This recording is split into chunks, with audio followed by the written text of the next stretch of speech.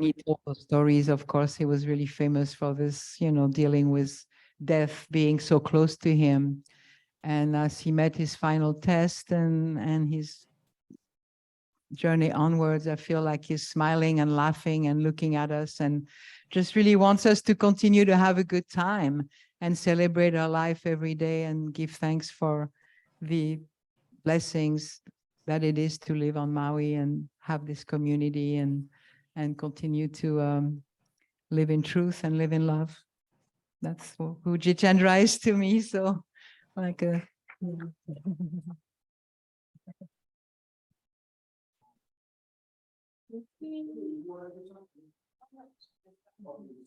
oh, and always think about the way of the white cloud.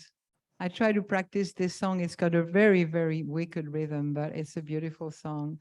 And that's what he embodies for me, this the way of the white cloud.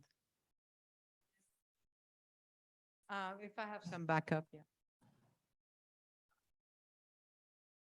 You know the song, Eli? You know the song, right? You know the way of the white cloud? The way of the white cloud. We are moving the way of the white cloud. We are moving the way of the white cloud close to you. Close to you. We lie moving the way of the white cloud. We are moving the way of the white cloud. We are moving the way of the white cloud close to you. Close to you. Lie, lie, lie, lie, lie, lie, lie, lie, lie. Lie, lie, lie, lie, lie, lie, lie, lie. Lie, lie, lie, lie, lie, lie, lie, lie. Lie, lie, lie, lie, lie. Lie, lie, lie, lie. Lie, lie, lie, lie. Lie, lie, lie, lie. Lie, lie, lie, lie. Lie, lie, lie, lie.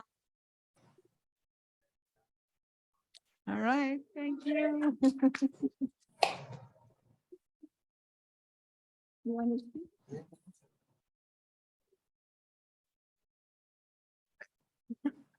I do. I do have a Jitendra story. Looking back from kind of my adolescence. I was really good friends with Vala growing up. And I'd seen Jitendra in passing, but I didn't really know him. I just kind of saw him as this Ozzy Osbourne, the white character. And I was like, cool. But my dad, being my dad, he was really good at kind of orienting me with really interesting, good people. And he had this task. We at our old property on Avalao, we had this really intense gulch. It was just pretty much a vertical drop off the edge. And my dad was like, wow, this isn't really safe if we're going to have gatherings. We need to have some kind of fence.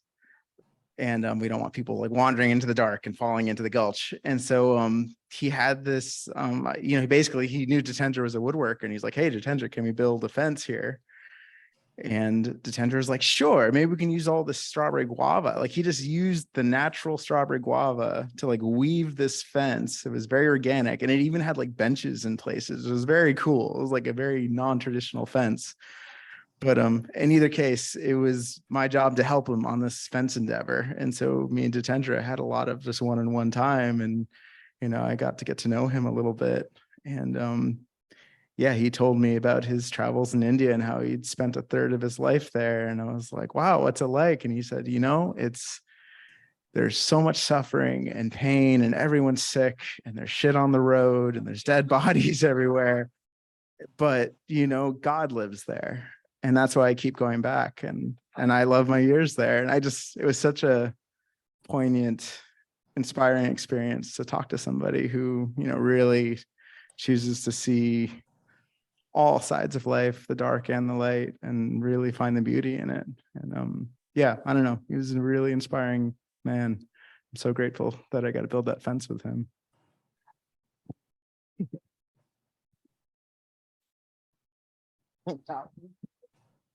Jitendra ki.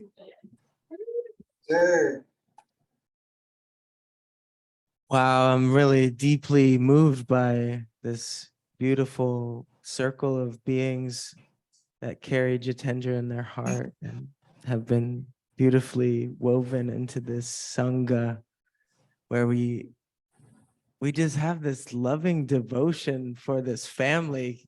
Can we just give it up for this family right here? Just blessing it up. We appreciate you with all of our beings. We love you so much. And it's just like, we're all melted. We're all crying and feeling it deep and laughing now with seeing that, just bringing that back with that talking story with Uncle, right? It's like, wow.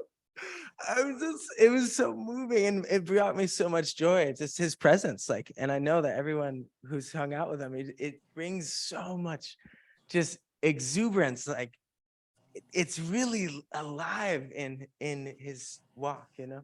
And I'm ultimately inspired by him. Everything from like the instrument we've been making these amazing from the elements, you know, and it's really been a journey that I find myself on when I go deep and listen to my inner being and to see how his legacy just fully is that guide on the path. I was just telling Vala earlier, like, we have some pretty potent spirit guides right now. You know, they're walking really close with us and guiding our ways. And I remember the last time I saw the Tendra. Okay, so I unfortunately didn't get to go to fair this year, but the other year I was just walking through this mystical forest energy. And there was one booth that just hadn't been really set up, yeah. But Jitendra just jumped up on the kind and set up his whole thing, right? You know, he had his amazing sitar thing and up on some spot, and we were just smoking chillum, and we're just like dropping in all of a sudden, like flash mob cure time, you know. And I was like, this is where I want to be at right now, like all the fair, right? And that was the zenith spot, you know. I was really deeply like, yeah, you was there. It was so good. And I just remember being so surprised because I haven't seen him in so many years. I'm like, whoa, like what a gift. Like this Baba just enveloping out in this amazing, you know, context. And that's where he really loved up. Also, you know, good medicine. I remember going out with the garam chai and like holding down around the fire and just and these amazing Shiva Ratris up at the Hale over there, you know, it's like when we were little. So it's just amazing how it just keeps evolving, and it's going to continue to evolve. That's the thing. It's like his presence is still just, it's like a star. It's like you can see that star, even though it may be like light years gone or whatever. But like they're and you can really connect with them. And what I've been feeling that a lot with my Baba, you know, just like walking with Blue and seeing him in the walk and in elements and inside, like seeing and recognizing that really they're closer than our own heartbeats. They really are. And the more we remember them and send them love, it's like, you know, part of the ones that are left behind, right? You know, in this side of the realm, like part of us died because they were part of us, right? So they passed, right? So part of us, right? But also there is this birthing that's happening. And it's amazing to like just witness right now, navigating the bardos, even though we can't see or precisely, like they can. They're witnessing this right now. I just want to acknowledge them here because our ancestors are all gathered here as well, and just witnessing that. And that was something that I just, you know, could really clearly witness in my Sangha here, my soul family, because I know that, you know, they care, they walk in their own unique way. You know, they're not like carbon copies or whatever, but like they're really deeply, you know, and it's like an impression, you know, it's like clay.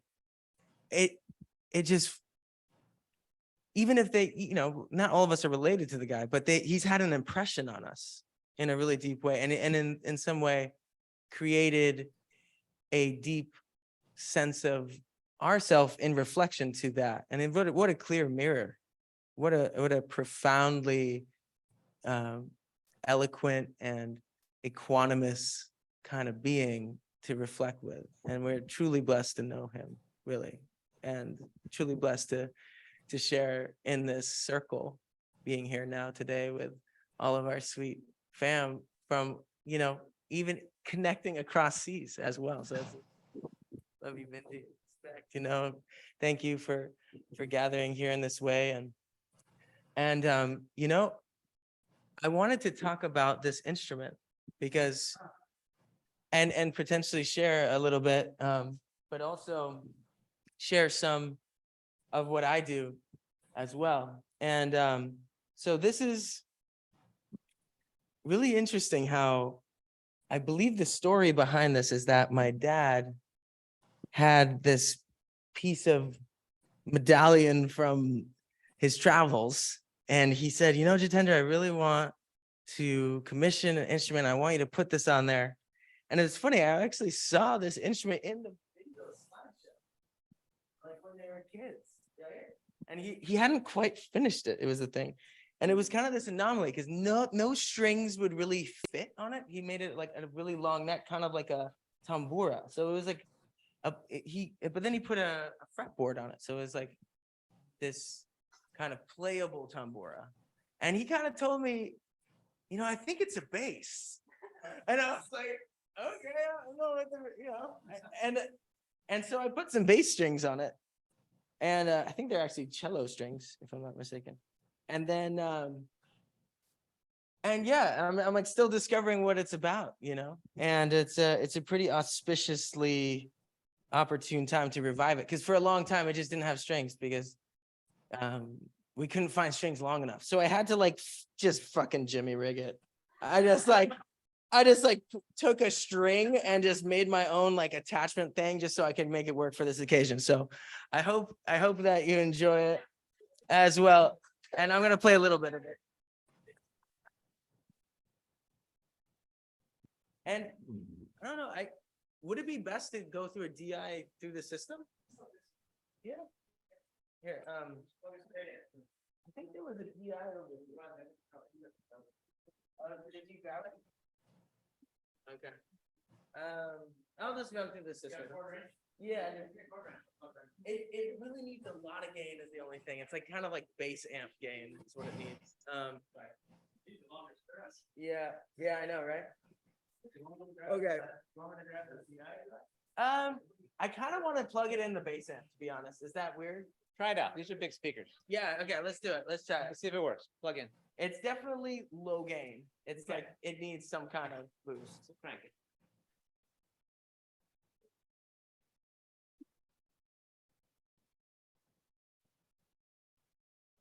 This doesn't work. I think it's worth the bass. So part of it is that it's like my dad taught me about this, like you find these sweet spots with the string kind of thing.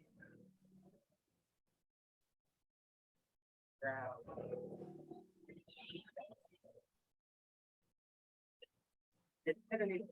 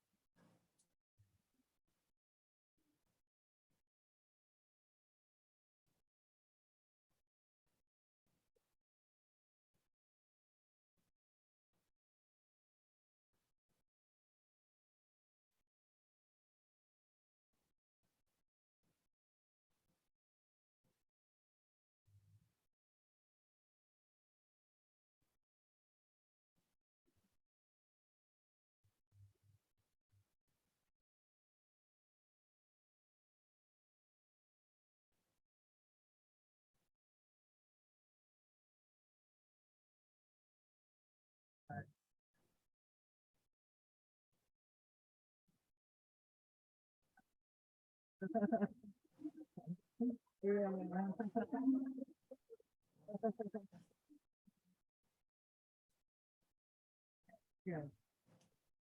So I try one time to that. I think it's gonna, okay.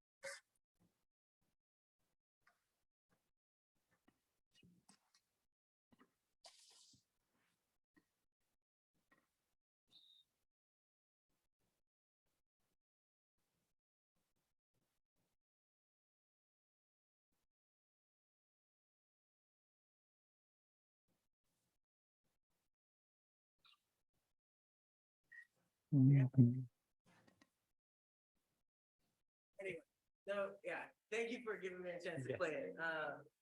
But actually, so this is a Jitendra piece, but he actually really inspired me to like pursue that within my own self. Yeah. Where they can hear you. Yeah. So I just wanted to share that instrument with you because it was a really dear connection between him and my father. And sorry, we're still dialing in the sonics of that, but it's pretty special. It's a unique piece that he created with his love.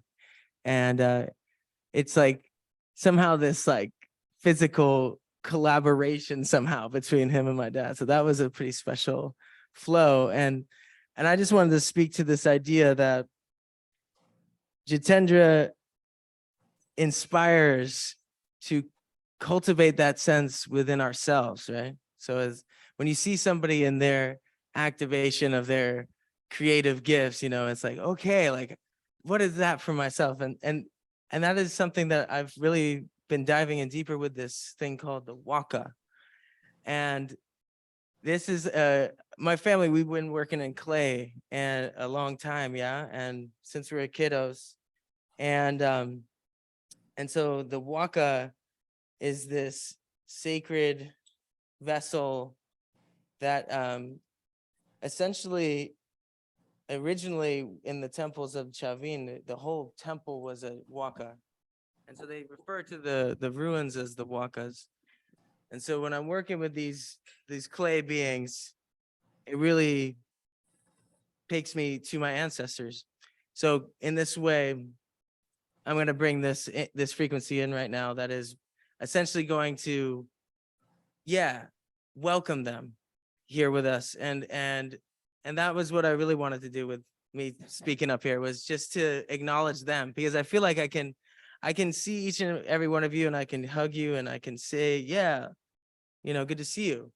But I just want to tell them that, and so this is me doing that. And I hope we all can drop into that frequency of welcoming them to their home in our hearts and in the wherever we go. Who knows? So let us explore that. So this is for you, Jitendra.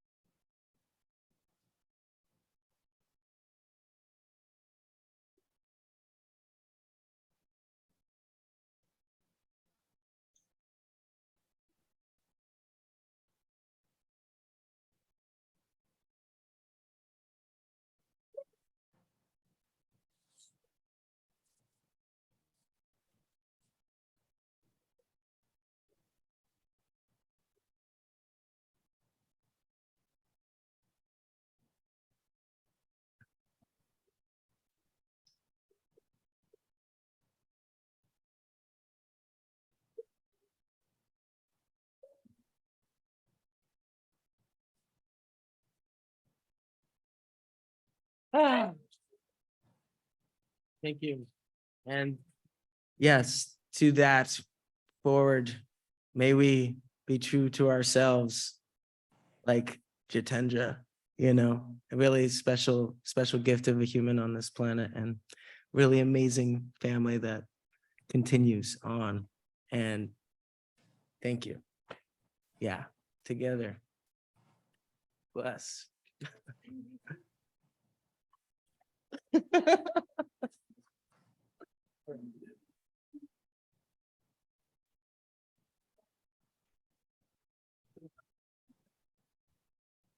Might I say That's your something? little mountain. Let me follow that on. Let me go in.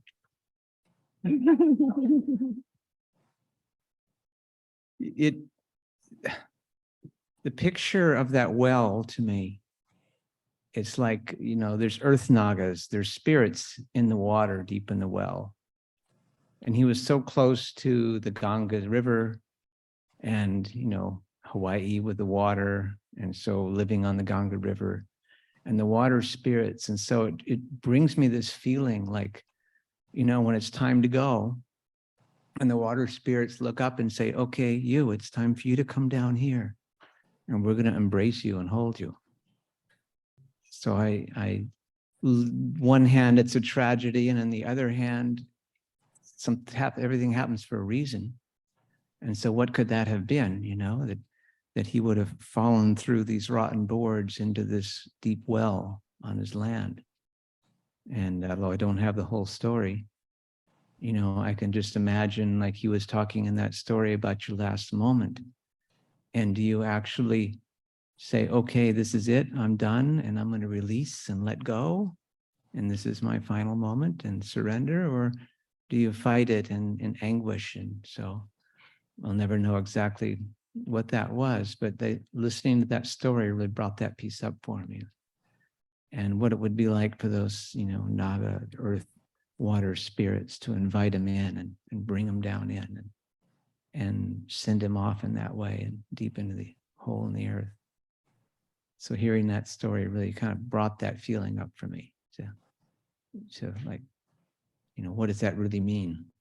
We all have our expiration date, and when the spirit calls us, how are we called in, So what a perfect way to go into the water spirit and go into the earth and probably realize this is it and surrender and let go and let the spirits carry him away, the way of the white cloud. Yeah, what was his expression? And actually, Jitendra was my connection to Maui. It was 1994 Oregon Country Fair.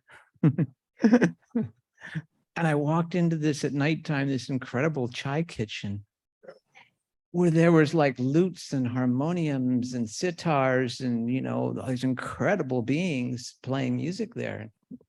And, I was like, who are these people? These are the coolest. Where do these guys hang out? I want to hang out with people like this. And I found out they're all from the islands, they're all Maui and Big Island people. Like, oh my God. And the thing that came to me at that moment was, God, I wish I was cool enough to hang out with people like this.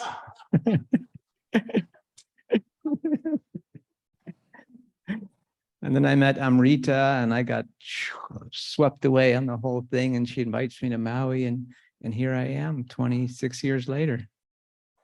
So Jitendra was my connection to here. And then it was incredible to spend time with him, particularly when we were in Bali together. And he was trying to build his instruments that he was painstakingly making by hand here, and took a long time. And he wanted to get them mass produced. And I knew making wood carvings. And so we explored together, going to the wood carvers, designing it, what type of woods, how to do it, really getting into the nuts and bolts of how do you make this sitara, this, multi-stringed instrument that can play like a guitar, but has hard resonant strings like a sitar. And so it was just an incredible exploration to go around with him in Bali and staying together at the Happy Inn, where all the Aloha people stayed at this humble little place called the Happy Inn in Ubud. So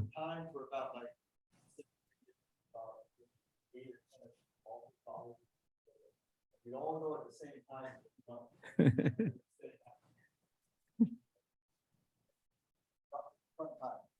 One time. Yes, it was a good time. So that's my Jitendra story.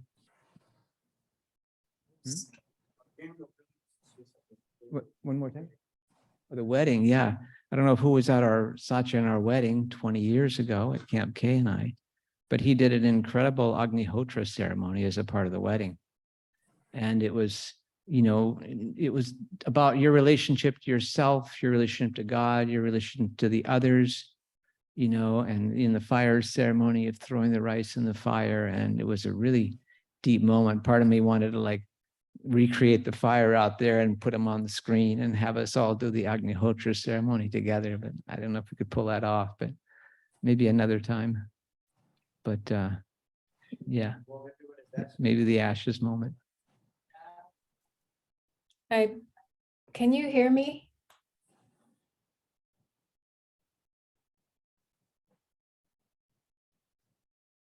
Wow, so this is the third time I've been here in this temple this year to celebrate life. So yeah, it kind of hurts, and at the same time, it's really beautiful. Bindi, so absolutely stoked to see you. And yeah, love you forever. Thank you so much for going down to Guatemala and being there to gather your father, however that worked out. But and you too, Nico, good to see you sticking in here, bro. Love you, bro. Anyway, yeah, this man, right? This guy. So I didn't really know my dad at all, but when I was 7, he committed suicide. So I grew up without a father. And so I was always kind of like, looking. And so when I was about 19 years old, I met Jitendra. And at the time I was a flute maker, and he was making sitaras. And so I was living at Ohm Farm in Oregon outside the country fair. And here comes this guy, right? And he's got this big rig. You never seen another one like this thing, right? And he comes rolling in. He comes rolling in an instant shop, and there's tea on the fire. Oh, wow. Yes, that's it. There we go. Oh, wow. That's a blast from the past, that one. Long time ago. So yeah, it was, Jitendra, it's like if you walked into his shop, right? It's like, he'd hand you a piece of sandpaper. And then he'd be like, I'll make you some tea. And he'd get any man that would walk into the shop, he'd get you sand in. And it was really cool because a lot of guys or people or women or whoever came in that would start sanding on an instrument, and they would learn something, and he would make you tea. And then he would tell you a story, right? Or tell you a few stories. So yeah, so over the, I adopted this guy. I was like, he didn't know it, but I was like, you're my dad. And it went this way for decades. Like this man was my father. And I followed this guy all over the place. We'd rolling all over the country, bouncing around. We'd set up shop in the woods, and we'd be making instruments. We would figure it out. He at some point he put a generator on the back of the rig, and so then we had electricity. We'd be up at Cougar Hot Springs, like building instruments and flutes and stuff. Hidden Lake. We'd be at Hidden Lake with a campsite. Like we would turn into the scene. It was the chai shop out in the woods. Yeah, we would hunker down at Oregon Country Fair, and it's like I didn't even want to leave the booth. Like I'd sit there the entire time. All the hippies are running around naked with silver paint on them, and I'm like, we're gonna sell some chai. I just wanted to hang out with Baba. That was, it was like he's my dad. And yeah, and it's just that, yeah, that rig was so iconic. Like, yeah, one day he shows up and it's summertime, and he's got this harebrained idea to cut the back of the rig off and then weld on, or however they did it, like extended it with another truck or van or something. Like, and so, you have the back wheel, and 16 feet later is like the end of the thing, right? So this thing would like, it would scratch the bottom, and it would bob up and down like a lowrider, like, dun, dun, dun, dun, dun, dun. I mean, this, you never seen one like it. I've never seen where did he get this thing? Does anybody know where he got it from? Because, yeah, right. It was like this, but you never seen a rig look like this one. It was the most unique. He must have got it from India and brought it over somehow. I mean, I don't know where this thing came from. I mean, and then he would, we would be driving all over the place in this thing. And we were going down Siskiyou Pass one time, and the guy's doing 80 miles an hour in this thing. And, and I look over, and, we're high as a kite. We've been, he's got a lungi on, no shirt, mala beads, a big joint sticking out of his mouth, and he's doing 80 down this mountain pass, and I'm scared shitless because I'm high, but now I'm like paranoid high. Like I'm like, holy shit. And and he's got, there's a rig. There's a rig. And he's got this 1980s, like, stereo cassette player in there with the tinny speakers. He's got it cranked up to the max with the raga. We're flying on the road. So this guy, man, I haven't seen him in a while. Like once he went down south, like I haven't seen him, but it was like we're thick as thieves. Anytime we were together, this man held a place in my heart that was just, that can't be touched, that can't be filled by anybody else. Baba G is my dad. And yeah, this man, he could tell a story, I'm sure we've all heard the stories, but it'd be interesting for me to I would absolutely love to hear the story of his death, right? Because he'd be like, I was treading water for 6 days, and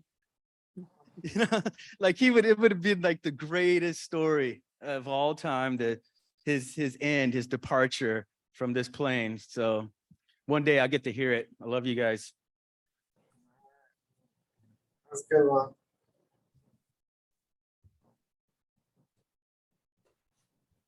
Because he talked so much. Bindi, about let's see that truck. picture one more time of the store, of the thing. Which- Show me the rig one more time. We got you big on the screen here. Hold on. That's only part of it. That's only about a third of it. It's only about a third. Yeah. So we used to camp in Shasta every summer, and we'd heard that there was this music gathering in Ashland. And so 10 of us jump into this rig to drive up there. And sure enough, and we spent a whole, evening till, I don't know, 2, 3 in the morning, and we got back in the rig and drove back. It was that kind of spontaneity with Jitendra, and we did it with song and with presence, and it was just really sweet. Very, very sweet. This is Mount Shasta.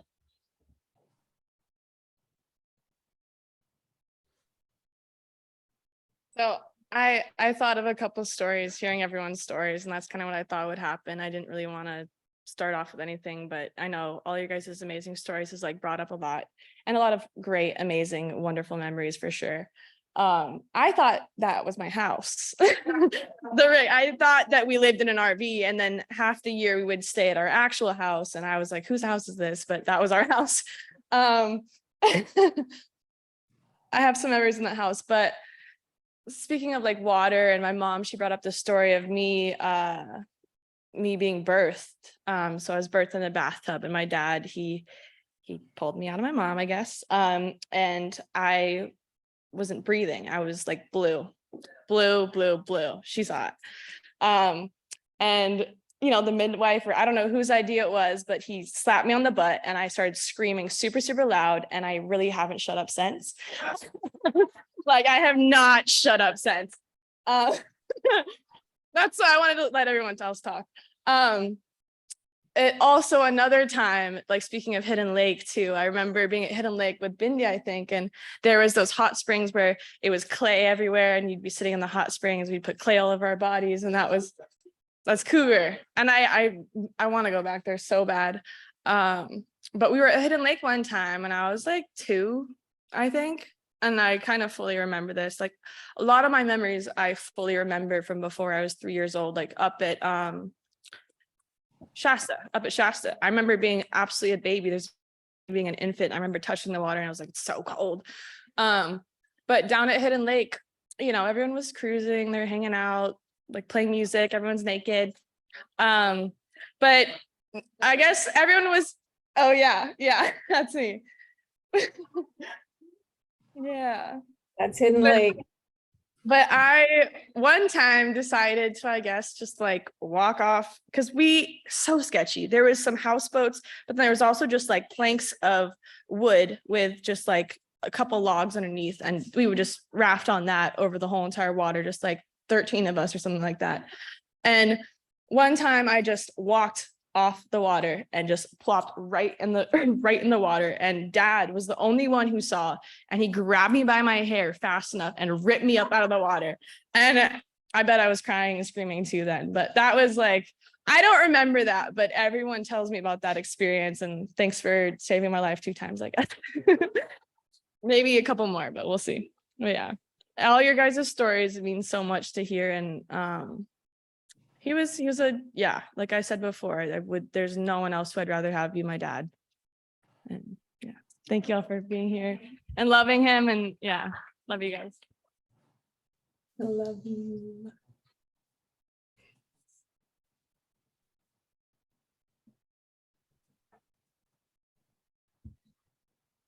Hmm.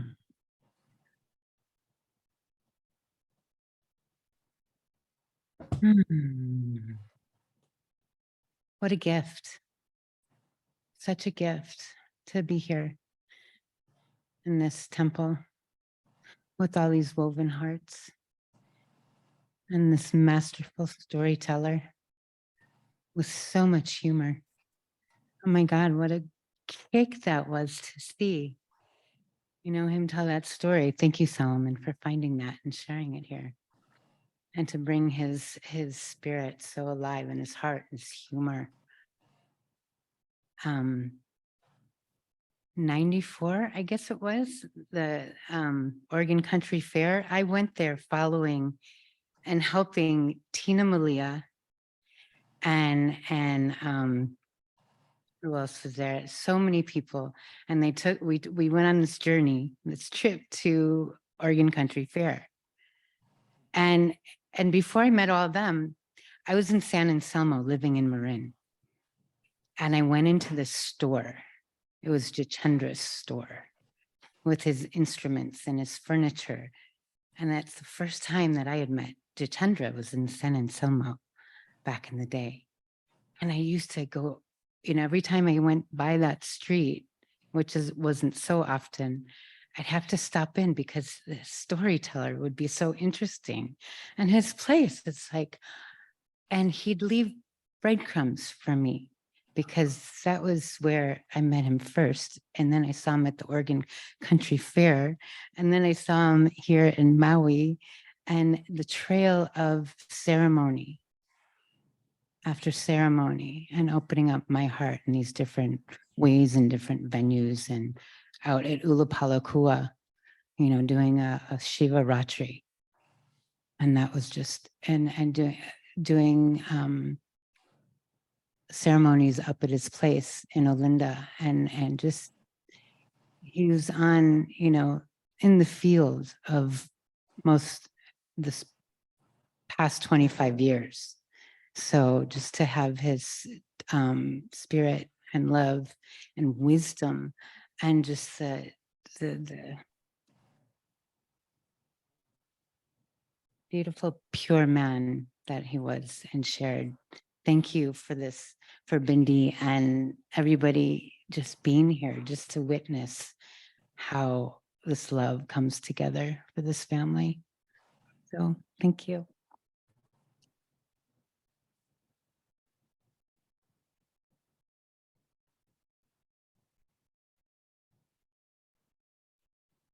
Aloha again. I shared earlier, but I wanted to share a couple more things that came through really strong for me.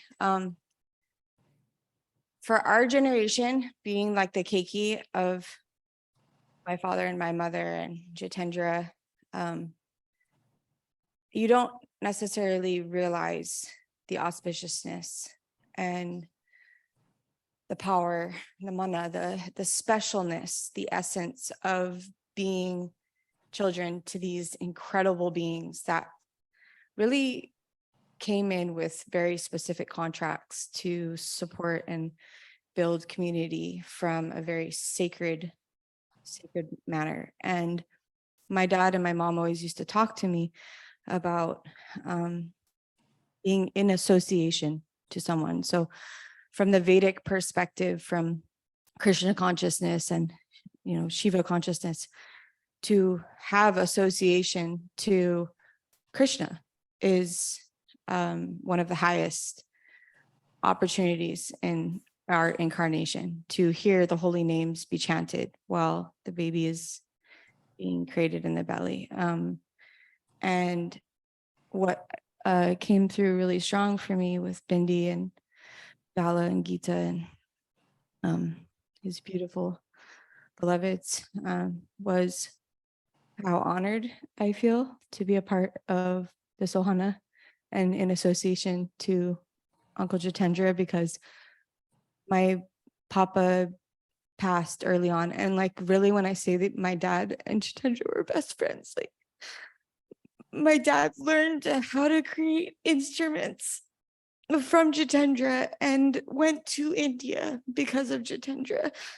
And they would, it was like, who could inspire the other to make this new, profound, like super eccentric, how many strings and bone carvings and mystical swan, just, and to grow up as like a temple keiki, to be taught about reverence to the plants, to Tulsi Devi, to be taught to go and make offerings to altars, to be taught about the sacredness of life. Like, there's not a more embodied person that I've met in our community that was like a true guru.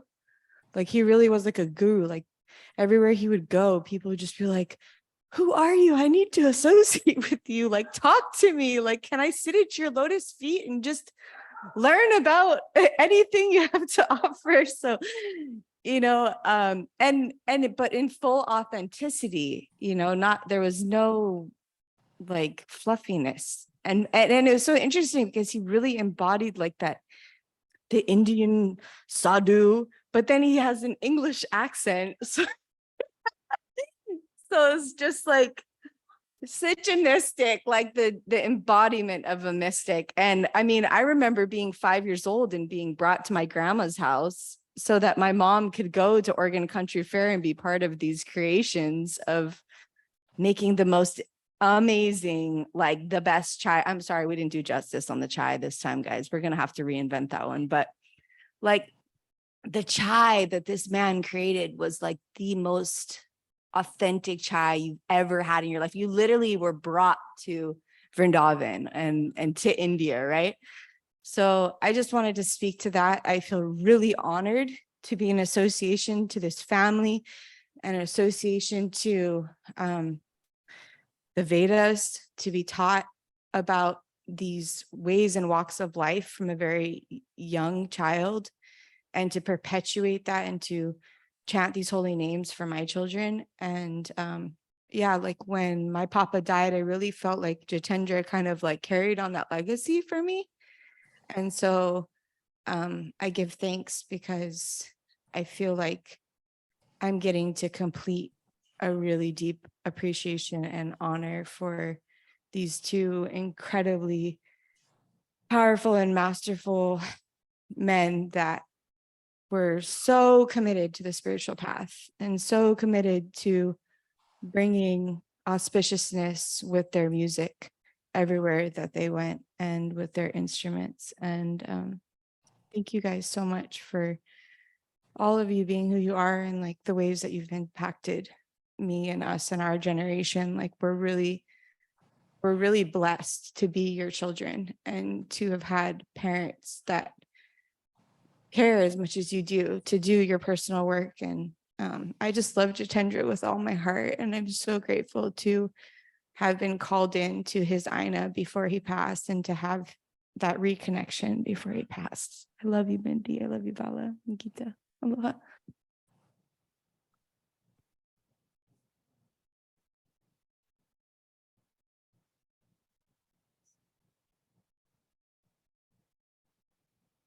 Hi, Bindi. It's so nice to see you. I'm sorry we didn't know you couldn't make it earlier. I would have helped pay for your flight to be here. But I look forward to you coming back with his ashes and another celebration, because I think a lot of us still want to be there. Can you hear me? Yes, I can hear you. I Yes. just, I will absolutely let you all know when I'm coming with his ashes. And I really want to reconnect with you, Ave. It's been so long. Yes, we miss you. And when I think of your dad, I think a lot of you. And we spent some summers over there on the mainland in traveling. I was lucky enough to be able to travel with Jitendra and Bindi. And we were kind of a little posse with a bunch of other people like George and Shakina and Mukoa and the whole country fair thing. And I got to be one of his buddies. And I was one of those people that just have a download with him at the cafe. I mean, hundreds of times we would just sit at the cafe and talk for hours. And I was thinking about, you know, the more serious part of Jitendra, like he taught me how to make chai, like he spent the time and showed me, and I'm so sorry I didn't make a mean chai today, but I was really busy working on that song that Shiner played.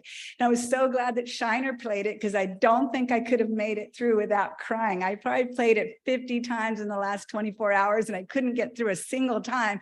And Tara was in the kitchen crying too. And Shakina was in there singing along. And we all just were just immersed in this Jitendra-ness, and it was just so magical. And I just came from country fair. I had my niece who's 12 years old with me there. And I told her, you know what, this is going to be expensive. You go get some henna and you set up a little stall and make your own money because I'm not paying for it. And, you know, Jitendra taught me to make chai, and I was able to make money on the trail when I hardly had any money. And he showed me how to read the tarot and and I used that in my travels around the world because Jitendra taught me to read the tarot. And there I was at country fair teaching my niece Aurora how to do something to make money. And she was making like over $100 a day, and she's 12. And you know, that's like what Gabe was saying, you know, he'd grab you and he'd be like, hey, you look useful. Let's give you a job, you know. And then he'd teach you something.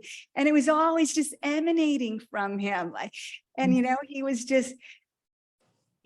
just was this just well of energy, just flourishing constantly. And I think he just had so much purpose in his flow throughout all these places. And like somebody else was saying, all these people wanted to get to know him. And sometimes you'd see he was a little bit over it and he'd grab me and he'd be like, let's get out of here. I'm tired of all these people.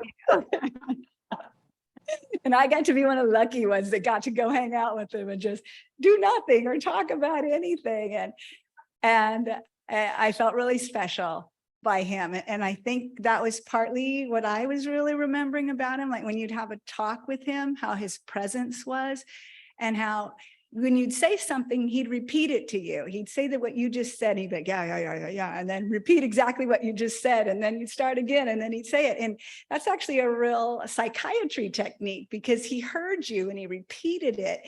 And he had that way of really hearing you and those big eyes and really his presence. And for me, like some of these people, that's what I love the most. That's what inspires us, that just presence. And that story that he told on the video, it was so perfect because just catching that, like him leading up, and he is such a brilliant storyteller. I remember he was telling stories when Chandra's grandson, Jaden, died, and he does embody this wisdom and this elder, but not like an old guy, but like this ageless guy from like lifetimes of bringing it together. And I just feel so blessed by your father. It was just such a privilege to know him. And I know he felt so blessed by you. You were so there for him in so many ways and so many times of his life. And I remember the last time I saw you was when he'd broken his ribs, and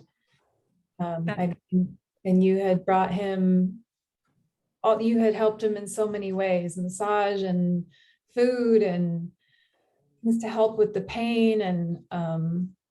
And I was able to come and help be a part of that. And I was so grateful to know that he was being taken care of when I wasn't there. And same thing in Guatemala when other people were there and I couldn't be there. It was, you know, he had a way of bringing a community around him, but I know how much he loved you, and you're always family. You've always been family. And it's been really amazing to sit here and connect with all of you that I haven't seen in so long, way too long. So I really hope I can see all of you when I can come back with him and we can bring him to the beach and help us reconnect. Yeah. Yes, please come back.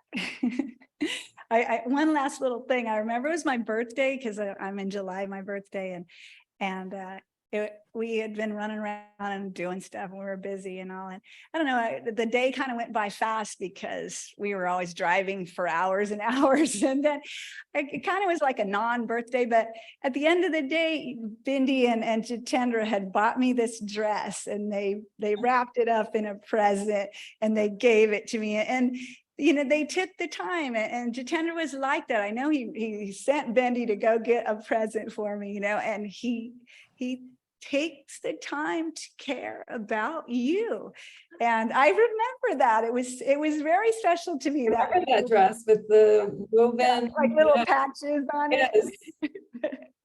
Anyway, he took the time to tell people he cared in thousands of ways for dozens of years. And wow, I really hope they do this documentary and show the world this man, because we should have been filming him the whole time. No, I had told him so many times, like when he first started talking about writing a book, I was like, well, Dad, I love your stories. Everyone loves your stories, but what really is special is you telling them and you people hearing your voice and seeing you tell these stories, because that's part of the magic. That's one of the biggest parts of the magic. And I was so happy when he finally did start doing that. And he met this guy, Adam, and I'm in contact with Adam. He's really amazing too. And I can share more videos that he has created through this. And yeah, I'm really excited that has happened,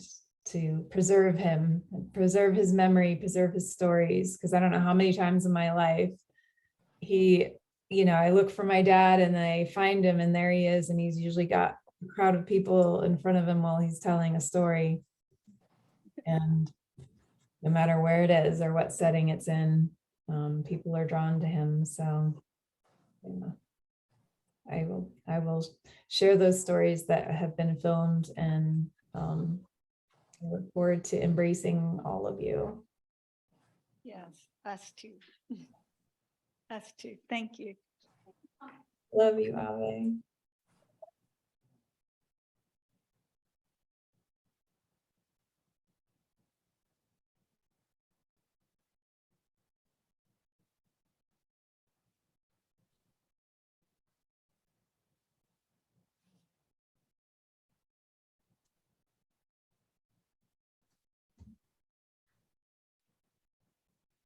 Hi, everybody.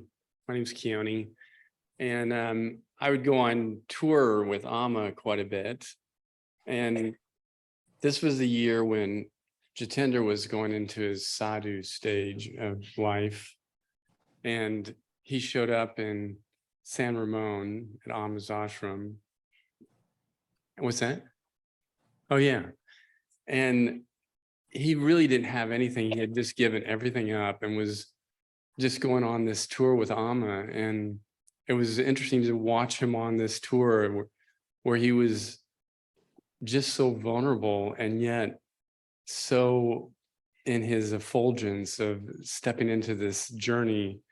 And I was going on the journey with him too, but in a different way. And I would see him at each city as we were traveling from San Ramon to LA. And he was just getting so inspired with being around Amma, and just so you could just see the sparkle in his eye as he was traveling around, and things were changing and happening, and people were helping to support him. And when he was in LA, he ended up, it was almost like he didn't have anything. And all of a sudden somebody had given him a Sprinter, and people were starting to ride along with him in this big Sprinter and journeying with Amma from LA to Santa Fe. And each place I'd see him, and it was like he was even more inspired, and people were giving him food along the journey. And I mean, it was just so wonderful to be traveling and following him with Amma and seeing his sparkle and his light and the stories he would tell when I'd come up and talk to him. Just so fascinating to hear, and his excitement and connection with Amma and his devotion to that. And anyway, it was just a beautiful journey. And I think I got all the way to Dallas that year with Amma. And I think he went on the whole tour all the way up to Toronto, Canada. And I ended up taking a break and going to Mount Shasta. And here he shows up later after the tour was over in that Sprinter that somebody had given him. And anyway, it was amazing just to see how things just kept unfolding for him on that journey with Amma. And that was really touching because I kept having these little moments with him and just this little magical moment up in Mount Shasta, just connecting with him again.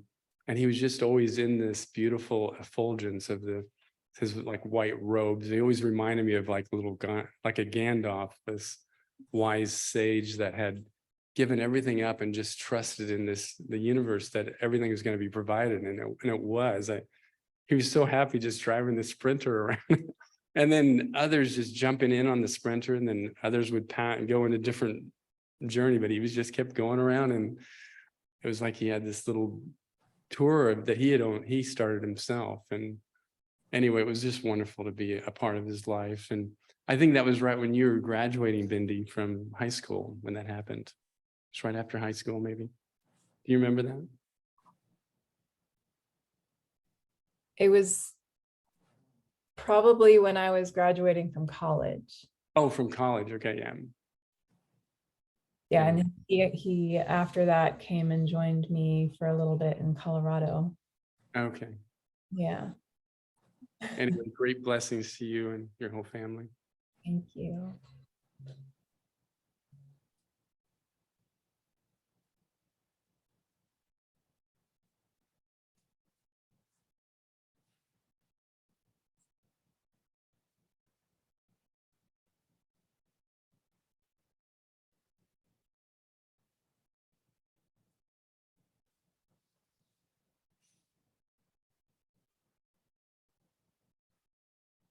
Bindi, Yes. anything else you want to say? People are running out of words here. No, and I'm so grateful. Just it's actually already 1 a.m. here for me. I'm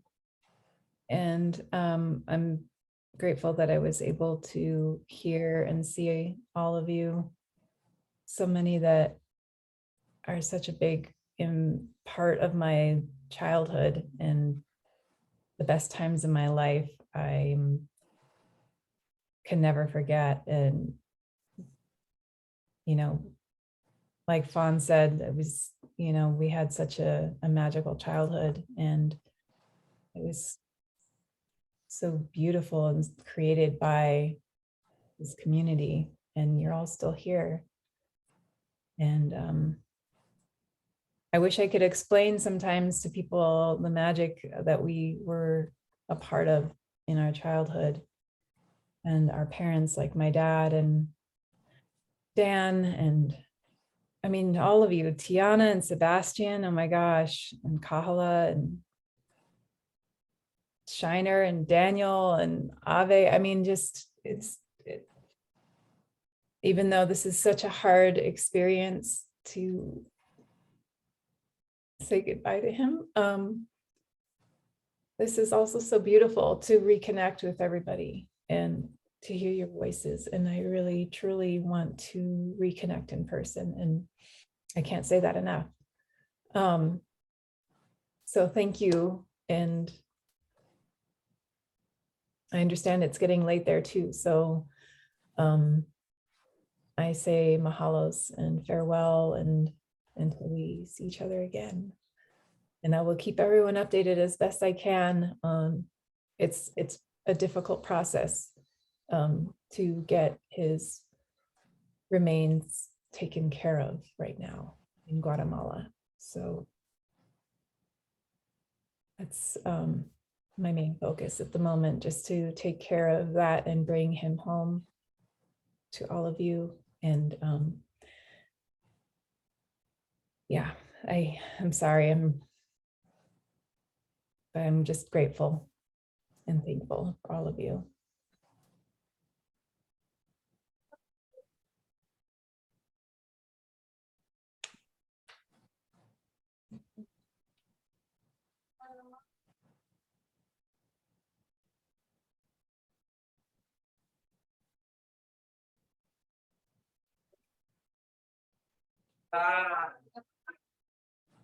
Yeah, Fatah.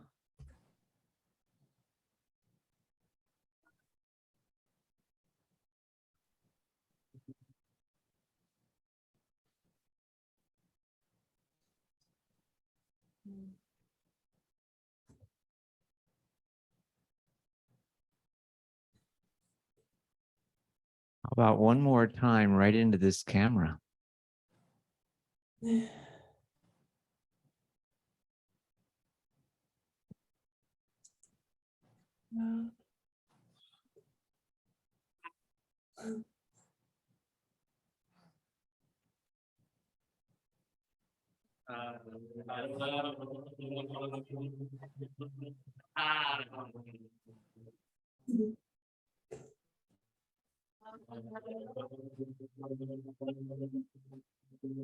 Wow.